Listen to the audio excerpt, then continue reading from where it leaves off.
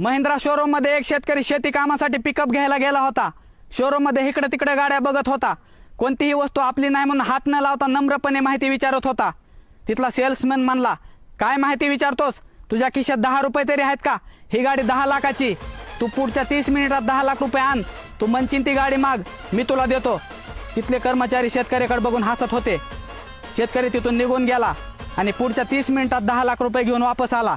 त्या सेल्समन कडे गेला आणि म्हणला, ही घ्या 10 लाख रुपये आणि द्या एक गाडी। त्या सेल्समनला मी एकच सांगतो, तू फक्त 30 मिनिट दिलतेस, 2-3 तास दिले असतेस ना तर तुझं पूर्ण शोरूम विकत घेतलं असतं। शेतकऱ्याला कमी समजू नका, उगाच कोणतरी म्हणून ठेवलेलं नाही, वावर आहे तर पावर आहे।